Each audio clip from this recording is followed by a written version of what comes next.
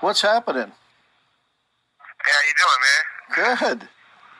Dial 5 now.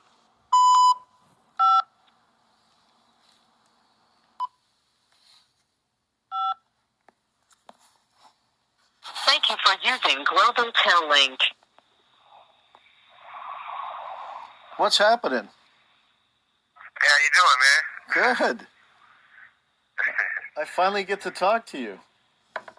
Yeah, I know. Been going through everybody else all these years, for 4 years, because of Detective Biddle, no outgoing mail, no incoming mail, no phone, no visits, and if I want to hire an attorney, they got to get approved by a judge, county council for the sheriffs, and the DA. Man, I've been following with great interest. Russell Poole wanted to apologize to you. Yeah, I heard that, man. He's a good guy. I never lied to him with nobody because, all that stuff, they know who was going on behind all that stuff, Yeah. Well, he couldn't, in his mind, separate you from Death Row Records. And as we were doing the investigation, I said, you have to understand, Russell, that, Mr. Knight was, in the car next to Tupac. I mean, that's not...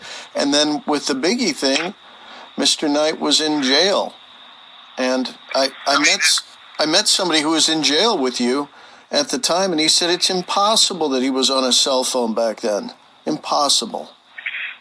Yeah, definitely impossible. I mean, the one thing, too, with Tupac, I still got a 45 bullet into my skull.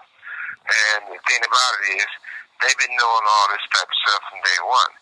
And that's why they violated me and sent me to prison last time.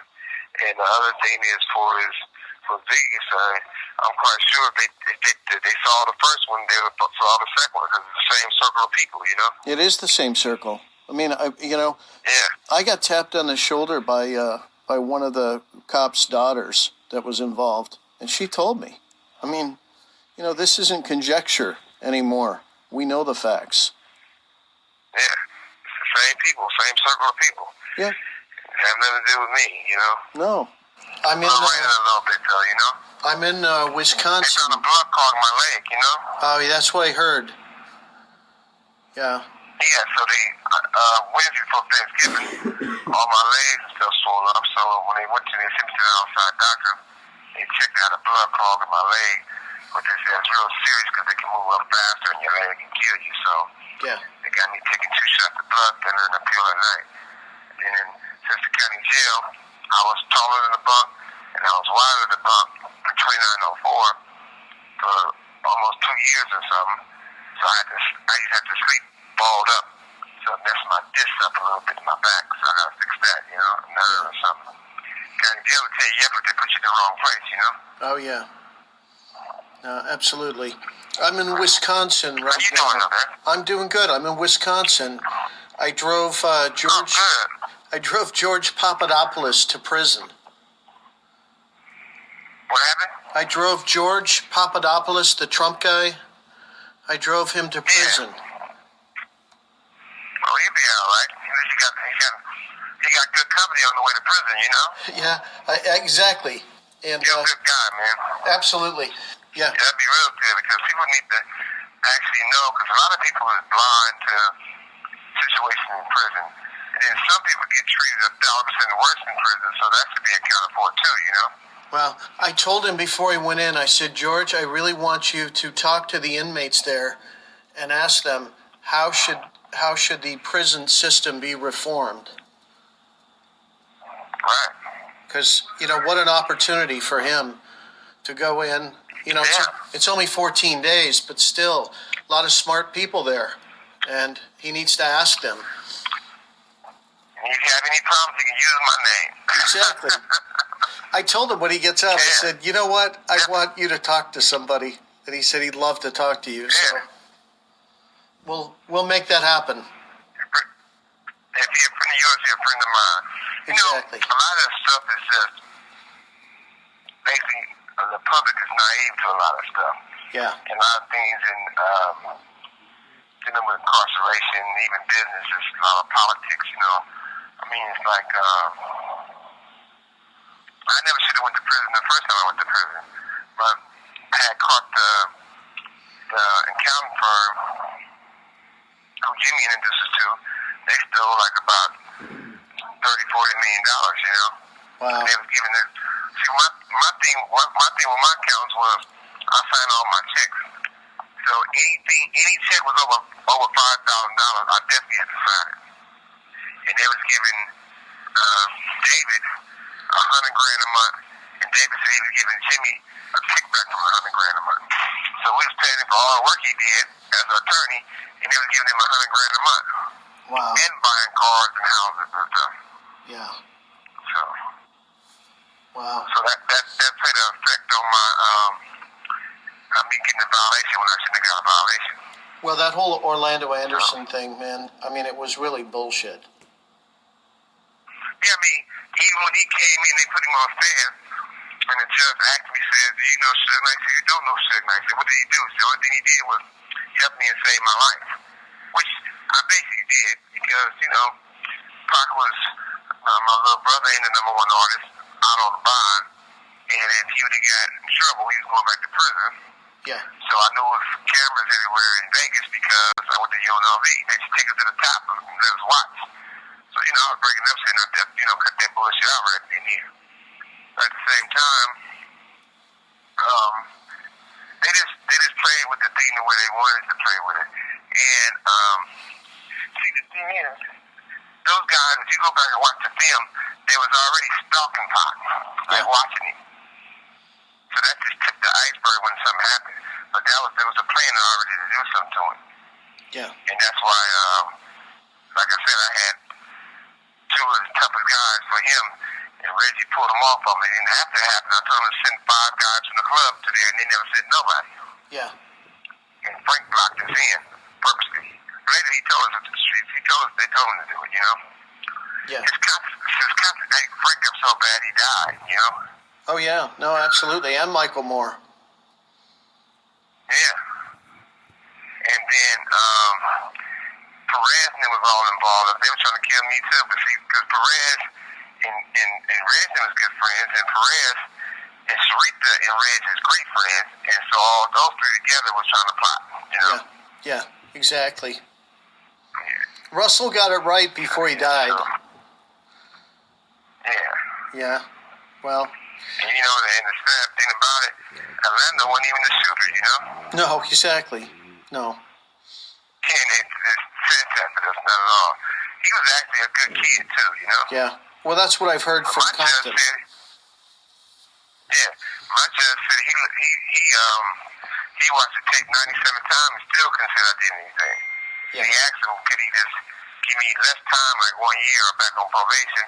And the lawyers never said, yeah. They all kept saying, no, but that's not true. He could have. Yeah. And I got the paperwork to prove from 2 different DAs and all attorneys. I never had a firearm when I went on probation for it. I mean, when you come see me, we need to really sit down because I got other people involved and stuff, but you should really be involved with the movies and the documentary stuff because it's not just because a lot of part of the history need to be shown, need to be said because they can help people in the future, you know? Well, the truth is actually the best story that's ever been told in a film, I believe. Oh, always. Yeah, always, definitely. That's why I'm saying that's why it's so important to get these things out and you're the right person to do it because the truth doesn't just stop with one person. No. The truth put the law down, the facts down that it don't keep happening again. Well, think about it. You got drugs, you got guns, you got jealousy, you got music, you got, I mean, it's just such a rich story. Yeah. I mean, all kinds of really cool things in this story. Really, yeah. Wisconsin, that's a great football state right there. Oh, yeah, no doubt. And, Green Bay. Definitely. Oh, yeah, you talking about the Packers.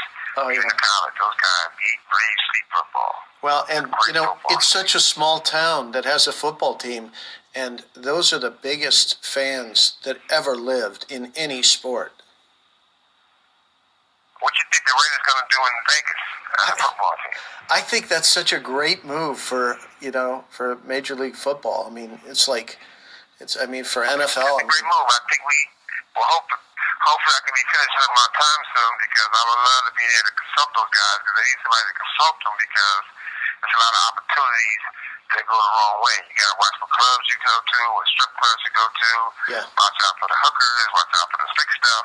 You know, you got to turn it into a real occupation job as an athlete and a family place, you know? Yeah, exactly. Because the most important thing about going there, they got to win.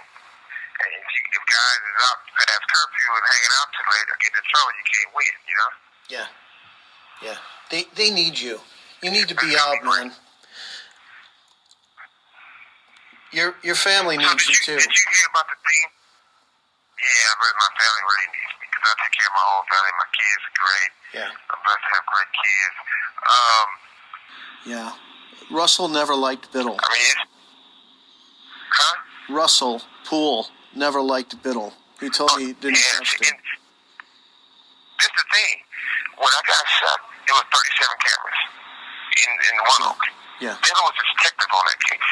He said, well, one day I'm going to cross you. So when the thing happened in Compton, how you a detective on that case also? Yeah. Big conflict of interest. Russell was going to the sheriff's to talk about the conflict of interest when he passed away. Yeah. He was a good guy. He was a good guy. And Sheriff Ball handed the shooter the gun, and the next day he took him to the airport. They called him in and said, well, did you take him to the airport? First he said no. Then they showed him what he did. The only thing they did was fire him, but they never said nothing about it, you know? Yeah. Well, they didn't even fire him right away. They fired him a year later. Yeah. Which just makes no sense, because all these things is, huh? No, I got one. So all this stuff's come down to them, you know, it's just BS. Yeah. Well, I mean, you're a good guy. You know, you just got involved in some bullshit. Yeah, that's all it is, you know. Well, and it's been going where on. where all this stuff really comes from, it's come from because they want the ownership of my company. That's all that ever happened. Yeah. And that person, you know. It goes all back to 1996. Right. Criminal investigators are now following up new leads in this 14-year murder investigation that so far has come up empty. Previously on the dossier. Yeah, I mean, I think it's staggering that instead of looking into information, they were suppressing it. That's exactly right. And see, that's why Russ Poole became an object in the roadway that needed to be derailed and moved out of the way. And so Russ, bless his soul, I'm not saying that he's right. I'm not saying that the guy he said killed the guy is the right guy. That's not the point. The point is that when you take away the freedom to pursue justice, the first victim is justice. You are now listening to episode 7 of the dossier. Phil Carson, the LA Times, and journalist Chuck Phillips. In any cover-up, a tool often used is the media. In Los Angeles in the early 2000s, the LA Times was the paper of record. They covered every aspect of the murder of Biggie. The police investigation, the civil trial, and finally, Phil Carson's FBI investigation. But what if I told you that a journalist for the LA Times printed in upwards of 10 major stories that were factually wrong and out lies? The next piece of the story, you could argue, is one of the most vital aspects of the story of the murder of Biggie that I don't think a lot of people are even aware of. And to set it up is, while you are doing your widespread investigation and getting all of this information and now starting to run serious operations, there is a journalist at the LA Times named Chuck Phillips. Yes. Pulitzer Prize winning journalist who had written many articles in regards to the music industry. He became obsessed with hip-hop music culture, Suge Knight, Death Row, Puffy, all of the players that swirl in this world. Deputy Chief Burko takes Mora and Sambar off of the Biggie case. At the exact time, I start getting phone calls from Chuck Phillips of the LA Times. Now understand, I've never heard of Chuck Phillips. I've never seen Chuck Phillips. I've never talked to Chuck Phillips. I don't know who the fuck Chuck Phillips is, other than he's calling me all the time. We had pagers back then. He's paging me all the time. And when he would leave a voicemail at my desk, I would always go to our attorneys, my bosses, our press information people, and say, hey, this guy, Chuck Phillips from the LA Times, is calling me, and he wants to talk to me about the feds and the ongoing Biggie Smalls investigation, and he's heard that we're doing an investigation. He just wants to kind of talk to me, and I haven't responded to him at all. The problem is this guy's relentless. He keeps calling and calling and calling.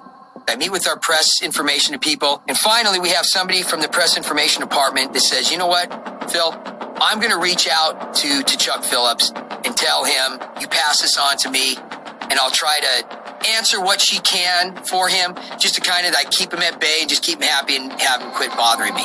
So Kathy Verret was the person. Awesome agent, super helpful, very knowledgeable. She does a great job dealing with Chuck Phillips. Chuck Phillips ain't buying it. One day he calls me, and it was from a different phone. I picked it up, and it was Chuck Phillips. First time I'd ever heard his voice before. I said, Chuck, look, I appreciate your aggressiveness in wanting to talk to me and take me out to lunch and find out, if we have a Biggie case going on, and if so, where we stand on things. But I can't talk about this. It's not a matter of whether I want to or not. I can't. I'm not allowed to. And he's like, I don't care. I want to know what's going on. So I pass him on to Kathy Verret again. Over several conversations, emails, and things like that, Chuck Phillips finally decides, you know what? Agent Carson's either going to talk to me and meet with me, or I'm going to write an article that's going to ruin this guy. I'm like, the fuck? I haven't done anything wrong. I haven't done anything to you, Chuck. What's your grudge against me? He's not buying it at all. And I'm going like, something's not adding up here. This is just odd. Kathy, at the direction of our assistant director, go meet with Chuck Phillips like at 11 o'clock at night, in the middle of the week, back in the corner of some bar. I mean, this is kind of something out of a movie, you would think. Because Chuck has said, like, either Agent Carson meets with me, or I'm ruining this guy, next week, front page of the LA Times. And he's already written articles to drag this case through the mud. So they meet with him. I get a call then at about an hour later, around midnight. Kathy goes, well, the good news is we met with Chuck Phillips. Bad news is he doesn't care what we have to say. He's going to ruin you in an upcoming article that's going to ruin this case and is going to ruin your career. I'm pretty stressed out at this time. It's like, I can't accept this. I mean, something's got to be done.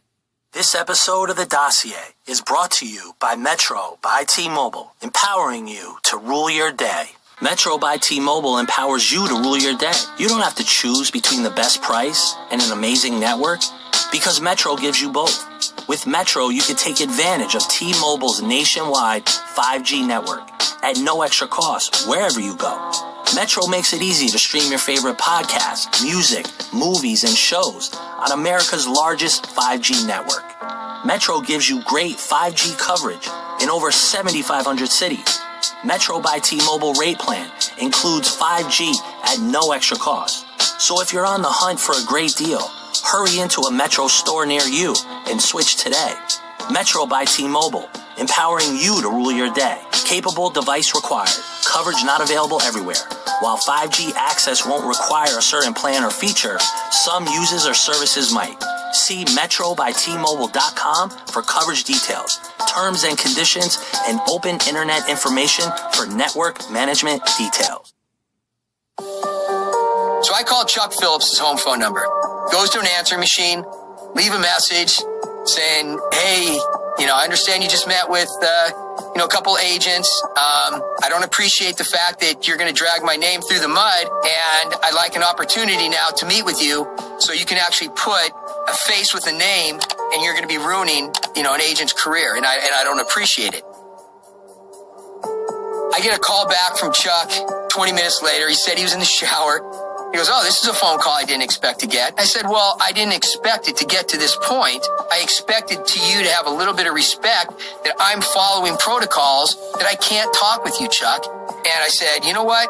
I understand this is what you're going to do. I'd like to maybe sit down with you then and at least meet with you face to face, so maybe you'll have a second another heart to maybe consider not doing this article. And he goes, okay, how about tomorrow morning, like 6 a.m., there was a coffee shop that was just down the street from where the LA Times office was. I said, okay, fine. Did you believe in your heart at that moment that this man could probably print anything he wanted in the LA Times, true or not true? Yes. After the whole Psycho Mike operation happened, I got a phone call from Perry Sanders. This was on it was a Saturday or Sunday morning, because I remember it was on the weekend. I was getting ready to go to the gym. Perry called me up. He's livid. He's like, I can't fucking believe what you did. I'm like, I don't know what you're talking about, Perry. And he goes, did you read the article in the paper this morning? I'm like, no, what are you talking about? I have no idea. He goes, read the article. Chuck Phillips just dimed out Psycho Mike in an article and dimed out your operation against Amir Muhammad. While Chuck Phillips is demanding Phil sit with him and go on the record for the LA Times, Phillips has already written a number of articles. This article that Phil is talking about crossed the line. It put Psycho Mike's life in danger, and it was printed in the paper of record.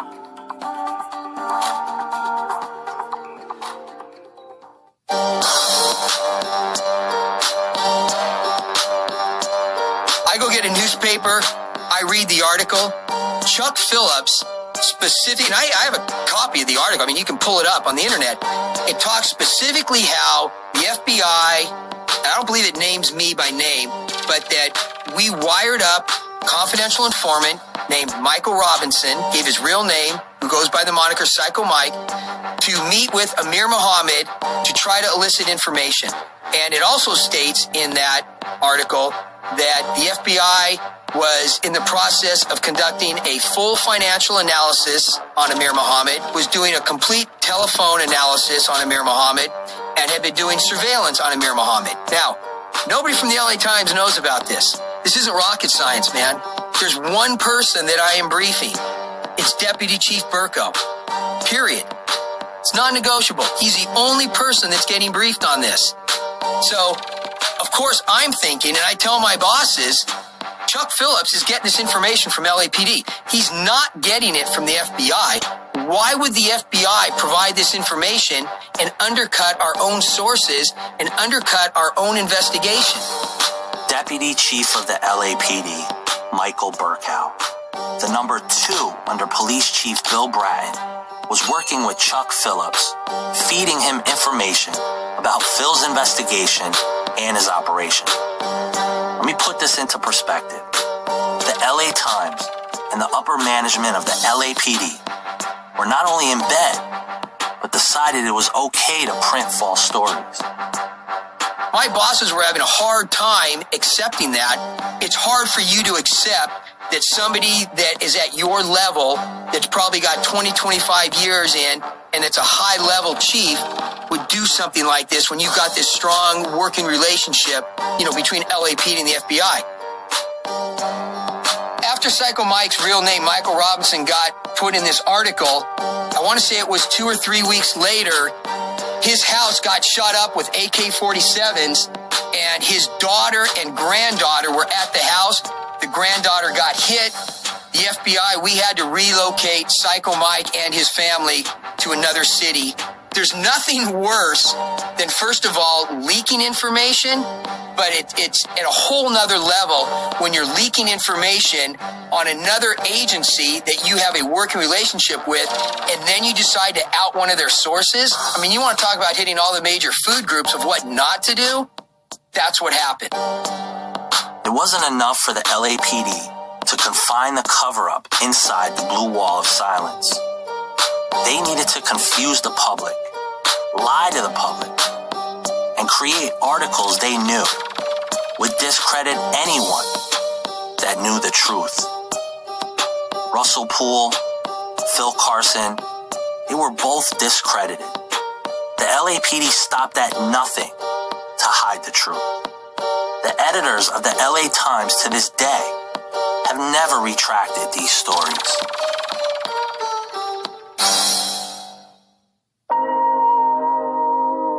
Finally say, you know what? I'm going to call Chuck Phillips just to say, quit fucking talking to me. I never want to see your face again. So I called Chuck up. And he goes, Phil, I need you to come to my office. I need to show you something. It'll explain everything. He goes, you got to trust me on this. And he starts pulling out all these photos. And there's all these photographs of the night of the Peterson shooting of Biggie. And it's all these, what I can tell are police officers not in police uniforms, but they're in suits. And this made me think, going back in the times that I talked with Big Gene back in New York, who was Puffy's bodyguard. Big Gene told me, he goes, Phil, I know a cop when I see a cop. He played me 4 or 5 tape recordings that he had done between him when he was talking on the phone with Deputy Chief Burko that Burko didn't know about. They were on cassette tapes, and he plays them for me. And it's Burko basically telling Chuck Phillips, you need to ruin Phil Carson. You need to ruin this case. You need to make this case go away, because if Agent Carson were to ever testify, we're fucked. And he played like 3 or 4 of these phone conversations for me. I was in shock, to be honest with you. I didn't know how to react. And he wanted to show me some stuff, and I was so pissed off and just so stunned and not knowing how to react. I just said, I'm out of here. I gotta go. The money. They always say follow the money. The LAPD knows that if Phil Carson is successful in his FBI investigation, that 2 things could happen. David Mack, Rafael Perez, and Amir Muhammad could be charged with the murder of Biggie. The second thing, and the only reason everyone went to great lengths to cover up all of this information, is that Phil's evidence allows Miss Wallace to win hundreds of millions of dollars suing the city of Los Angeles. Evidently, there are information that's not being followed. There are leads that's not being followed. I mean, if you get a lead, it doesn't matter how minuscule it is. This is a murder. You should follow it out.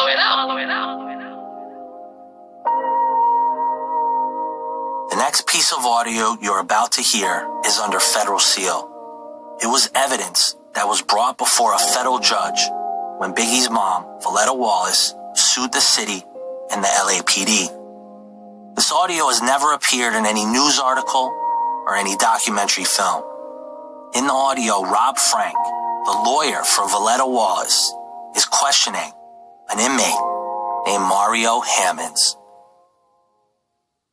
This deposition is taking place at San Quentin State Prison in San Quentin, California. The case name is the estate of Christopher Wallace, the city of Los Angeles. The deponent is Mr. Mario Hammonds. Sir, would you state your name? It was Mario Hammonds. Are you currently incarcerated, sir?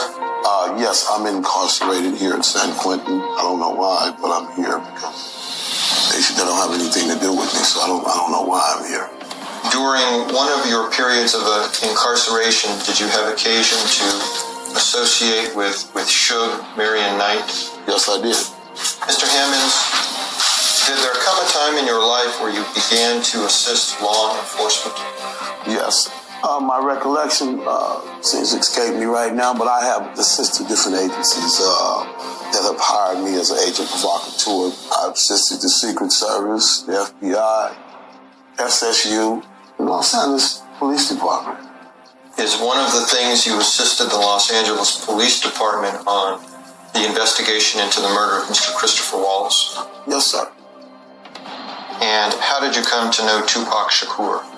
I met Tupac here in the Bay Area in Oakland in the late 80s when he was with Digital Underground, and then once he got associated with Suge, we reacquainted ourselves in the 90s, started doing some things together. We was partners. Through your relationships in the music industry and your relationships with Mr. Shakur, did you come to know Marion Knight? Yes, I met Marion Knight through Tupac. I had asked you to describe your relationship with Mr. Knight. Okay, if in describing that relationship with Mr. Knight you need to go into these details to fully and accurately answer it, then do so. Okay. Well, as I was saying, Mr. Knight, myself, Tupac, we party with females, drugs, liquor, marijuana. On some of these occasions, Suge made some suggestions because he knew my criminal background. He knew the people who I used to associate with in Oakland. He was familiar with them. And he felt that he could ask me certain things. I have Tupac ask me certain things. And what were those certain things? This was one night he asked Tupac to leave the room. And me and him was talking. He said, yeah, you from up north, right, man? You fuck with Felix and them up there, right? You put in a lot of work. I said, yeah. I said, but then he mentioned Christopher Wallace, Biggie Small. And he said, you know that fat punk is giving me a lot of lip and a lot of shit on the East Coast. You think you can handle it? My meaning, handle it, meaning, can you arrange or assassinate Christopher Wallace, Biggie Small? I told him no. And that was it. And then he said, oh, I thought you was hard, man. I thought you, and that was it. In this audio, Mario Hammond states a few things that we need to pay attention to. He established through his relationship with Tupac, he started to hang around Suge Knight and his associates. In this exchange, Mario says that Suge asked him if he worked with Felix Mitchell in Oakland. Felix Mitchell is hands down one of the most notorious drug kingpins. His exploits are legendary. If Suge knew Mario was working with Felix, he would have thought that he could trust him. Or maybe in his mind, Mario Hammond's had street cred. Now, a word from our sponsor. Want to know the original stories behind Thor, Hercules, Mulan, and The Little Mermaid? Did you know stories like the Grimm fairy tales weren't originally for kids, and as such are gruesome, terrifying, and amazing? Each week, Myths and Legends dives into stories from all over the world. From Loki's hijinks to Zeus being Zeus, you'll hear stories sourced from world folklore, but retold for modern ears. The stories you think you know might surprise you. Go to mythsandlegends.com to subscribe to Myths and Legends, wherever you like to listen. Felix the Cat Mitchell created one of the biggest criminal organizations in Oakland's history. As the leader of a heroin empire, Mitchell was Oakland's first large-scale drug kingpin. He threw lavish parties, bought expensive cars and jewelry, and he did it all before his 21st birthday.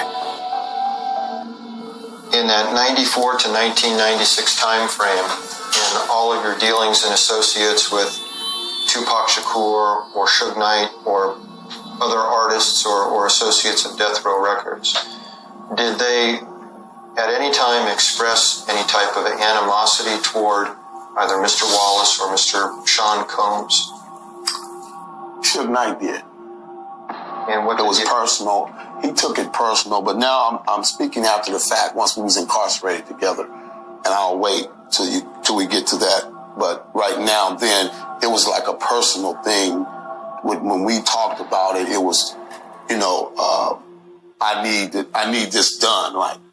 So, and Tupac told me don't pay him no attention because he had plans to leave and come back to Oakland and start his own thing. Have you ever met a Los Angeles police officer named David Mack? Yes, I have.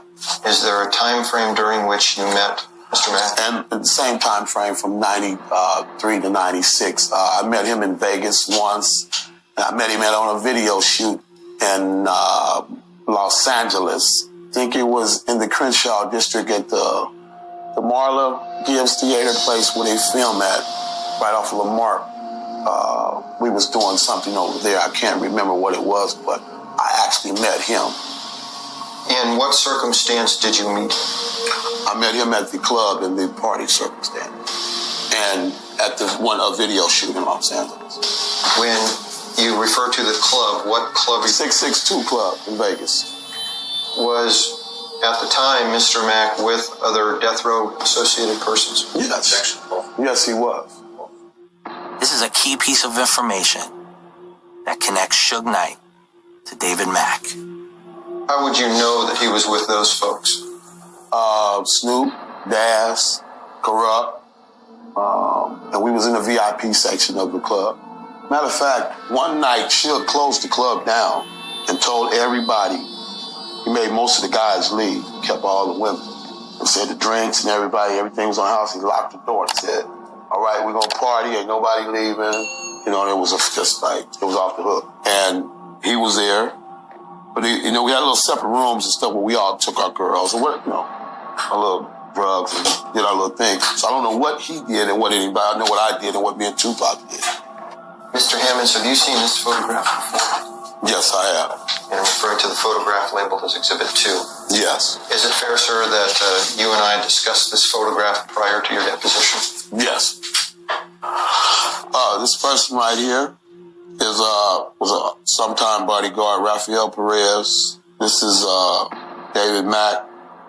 I can't remember this cat's name right here. Okay. Did you see that person before? Yes, I've seen him before, but I don't remember his name. Did David Mack, to your knowledge, ever appear to be performing either bodyguard services or any type of security work for Death Row? Yes, he was, because at the club, Suge said if I had any problems, go to him, Tupac. And Suge said go to this other guy in the red. Because there were some unfriendlies in the club that got locked in that night in the club. So I'm making an assumption that he was part of the security or whatever. It's just like us. We have guys do our dirty work to protect us up here up north. Yeah, you'd indicated that you had also seen Mr. Mack at a video shooting. Was that a video shooting that was in any way associated with a Death Row artist? Yes, it was one of Tupac's videos, I think, with Jodeci or someone else. Jodeci. Based upon what you observed of Mr. Mack during that video shoot, did he appear to be there in a role of security, or was he there in another role? He appeared to be there in a shot caller position, what we call in control. Okay, what is a shot caller position? In control. Okay, let's. I'll make it more plainer. A vicegerent in absent of Suge Knight. Okay. Meaning vicegerent, meaning in absent of. Can you describe to me the conduct that you observed that led you to believe that? People going to him, asking him questions. Tupac telling me, man, let him know if you see somebody that's not a friendly. When we say by friendly, mean a foe or enemy, and make sure you let him know. Have you seen that picture before you and I discussed it? Yeah. And how did you come to see that photograph previously? I seen that photograph in L.A. Years ago, and the FBI showed me that photograph. And did the FBI ask you to identify any person within the photograph? Yes. And did you do so? Yes, I did. And did the identification of the persons within the photograph that you gave to the FBI differ in any way from the identifications that you've made of that photograph today? No. Have you ever provided photographs to any law enforcement agency relating to your attendance at any death row function? I supplied photos of me, Tupac, Suge, Amir Muhammad, David Mack, Snoop Dogg, Daz Dillinger, Corrupt, and numerous of other people that was at parties in LA and Vegas that I had took, and I gave them to an FBI agent because I was enlisted as an agent provocateur. Once the FBI found out that I knew, and I started hanging out with Tupac and them, they enlisted me and financed my trips to where I was renting Rolls Royces in Beverly Hills and staying in the nice hotels to go along with the image that they wanted me to have when associating with these people. I need to stop this and make sure that you heard this testimony. Mario Hammond stated very clearly that he provided the FBI photographs of Tupac, Suge, Amir Muhammad, David Mack, Snoop Dogg, and Corrupt. Another connection that Mack, Perez, and Amir Muhammad did have a relationship with Suge and Death Row Records. Mario called Mack a shot caller, someone who was in charge. This is the first time you have heard a connection between Suge, Mack, Perez, and the alleged trigger man, Amir Muhammad. Keep in mind that Mario Hammonds was a trusted career informant. He worked for the Secret Service. He worked for the LAPD. And he worked for the FBI. Do you know who Amir Muhammad is? Yes. And who is Amir Muhammad? Amir Muhammad is a Muslim brother of mine. Okay. And how did you meet Mr. Muhammad? In L.A., in Las Vegas. And was Mr. Muhammad with David Mack at that time? Yes. And is that how you know who Mr. Muhammad is? That's the only way I know. That is the only way I know. That is the only way I know.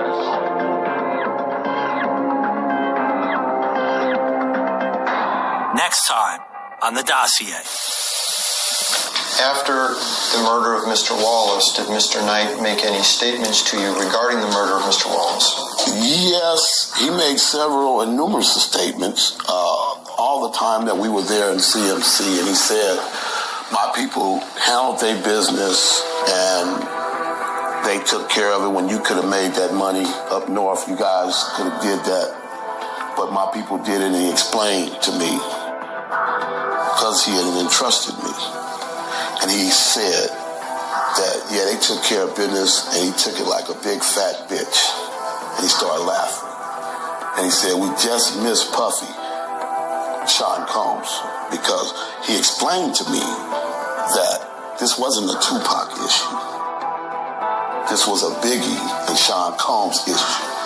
He hated those two individuals with a passion.